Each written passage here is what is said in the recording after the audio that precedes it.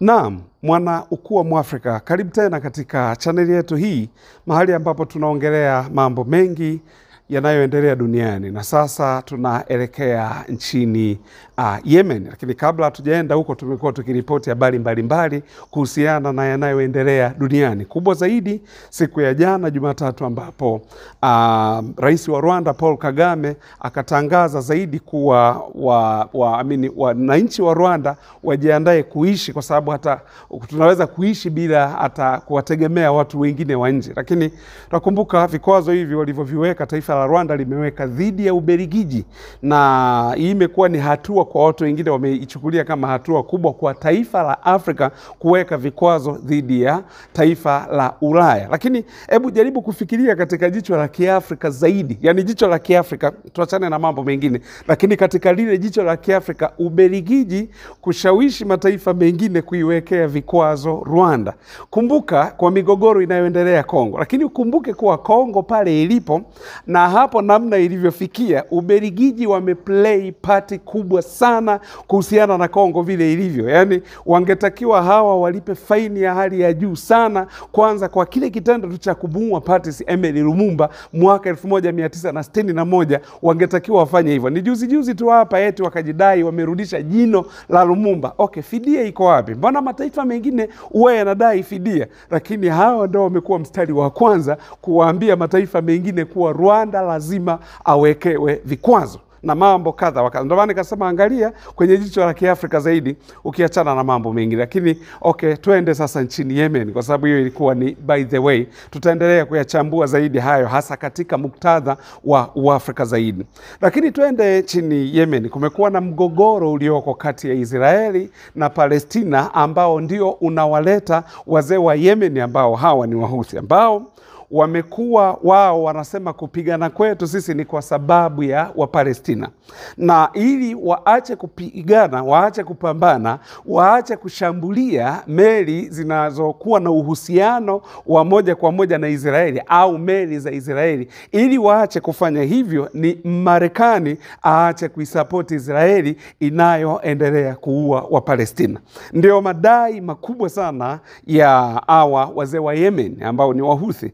Na sasa tumeona, kumbuke juzi hapa Marekani imeshambulia upande wa Yemen na wamekufa watu kama 53 hivi na watu kama 100 wameweza kujeruhiwa, lakini pia wakiwemo wanawake 5, wakiwemo pia na watoto 2. Sasa swali la kujiuliza, ungejiuliza, ina maana hawa wanawake na watoto na wao pia wanahusika na hiki ambacho hawa Wahuthi wa Yemen wanakifanya?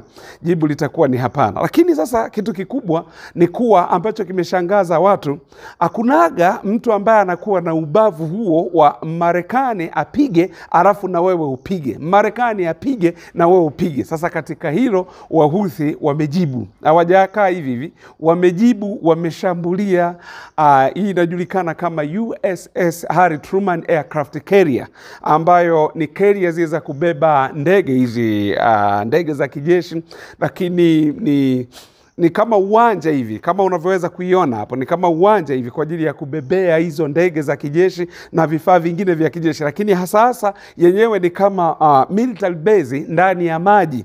Kwa ndio maana sasa hii tunakumbuka hata juzi hapa walishambulia pia hao Wahuthi, mpaka ikabidi aircraft carrier ya Marekani iweze kugeuza njia. Hii ndio tumeishangaa. Lakini hili la juzi, kwa sababu wao Wahuthi wamesema nipiga nikupige, yani ukipiga na mimi napiga, na wamesema hata washambuliwe mara 1,000,000 bado wataendelea vile na wao kulipa kisasi. Kwa hiyo hili ni jambo la ajabu, kwa sababu imepigwa vibaya mno hiyo USS Harry Truman Aircraft Carrier ambayo ni wa Marekani, ambayo sasa ni ya kubeba hayo madege na mambo kadha wa kadha.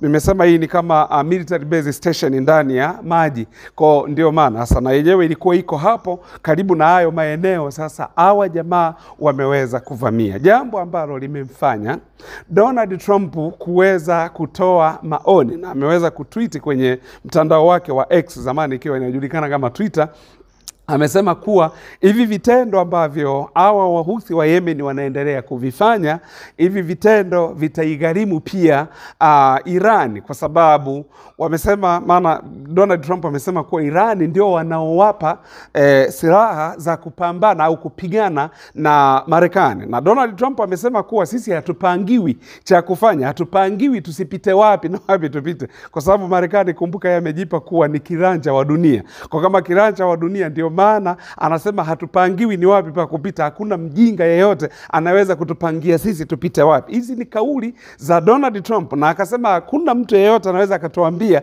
tuache kumsupport nani na nani tusimsupport. Kwa hiyo ndio matokeo yake hayo sasa ambayo yamekuwa hivyo. Donald Trump amesema kuwa Irani kama wataendelea, itabidi uamuzi uchukuliwe dhidi ya kuivamia Irani yenyewe, kwa sababu hawa ndio wanaowasapoti Wahuthi wa Yemen, kwa sababu wa Yemen wamekaba kwenye koo kweli kweli, kwa sababu kumbuke wao walisema kuwa na Palestina ni jirani. Alafu kama unavyojua haya yote ni mataifa ya Kiislamu, na kwenye msaafu Waislamu wote ni ndugu.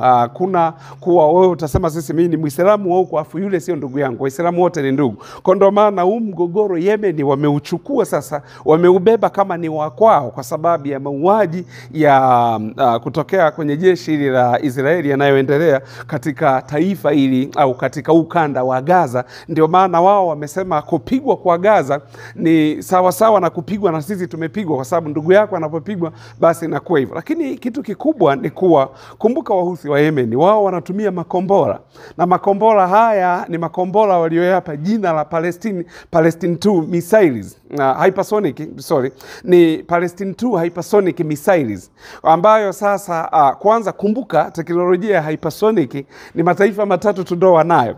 Anayo China, anayo Urusi na anayo Iran. Mataifa mengine hayana. Ndio maana sasa unaona moja kwa moja Donald Trump akaishutumu Iran, akawashutumu Waajemi kuwa kama mkiendelea kuwapa hawa silaha, manake mimi nitakachokifanya nitakuja kupigana na nyinyi wenyewe. Jambo ambalo hata Israeli pia imekuwa ikishutumu Iran.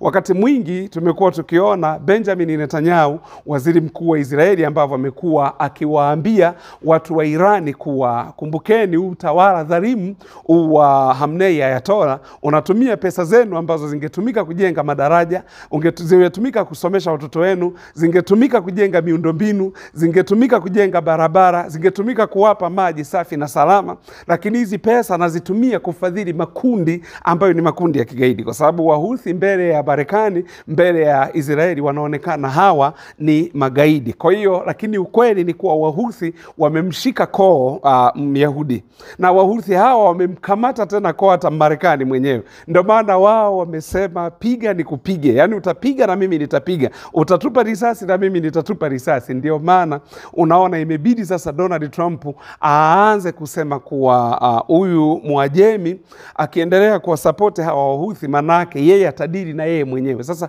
swali linakuja, ataweza kweli? Maana ni juzi tu hapa alikuwa anamuomba Donald Trump ajaribu kuongea na wazee hawa wa Iran au Waajemi ili apatane nao, lakini Waajemi hawamtaki kabisa Donald Trump kwa sababu ya mambo kadha wa kadha ambayo yamekuwa yakitokea, na hususan wakiangalia kwenye utawala wa Donald Trump ndipo ambapo kiongozi mkubwa, kamanda mkubwa alikuwa anajulikana kama Qasem Soleimani aliuawa na drone ya MQ ya Marekani kwenye utawala wa Donald Trump akiwa ni rais wa 45 wa Marekani au taifa la Marekani.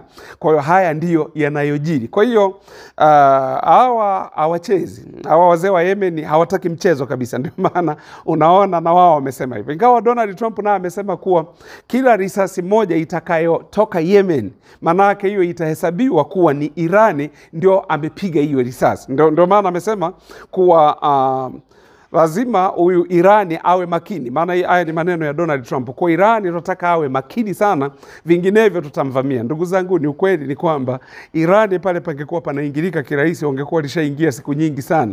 Kwa sababu Irani amekuwa akishutumiwa sana kufadhili makundi ya kigaidi ambayo yanapambana ukanda wa Middle East. Amekuwa akilaumiwa sana. Na ndio maana unaona kuna wakati mwingine ambao Benjamin Netanyahu, waziri mkuu wa Israeli, amekuwa akiongea mara nyingi kuwatongoza raia wa Irani waweze kukataa uongozi wa Ayatollah Khamenei. Amesema ni uongozi dhalimu ambao unafadhili magaidi. Lakini tunavyomjua Myahudi na tunavyomjua Marekani, kama endapo uongozi huu, kama pale Irani pangekuwa ni rahisi kuingilika, wewe Irani yenyewe kama iko shimoni vile, utaingiliaje hapo? Yaani utaingiaje?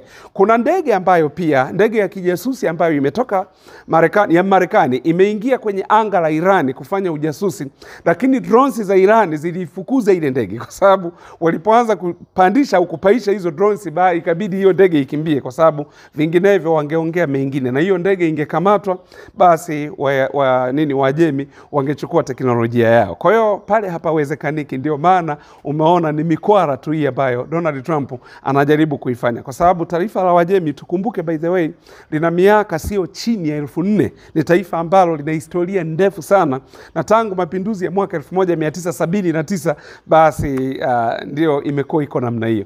Kwa hizi ndizo taarifa ambazo nilitaka niwape ndugu zanguni wana Ukuu wa Mwafrika. Asanteni sana kuendelea kutufuatilia.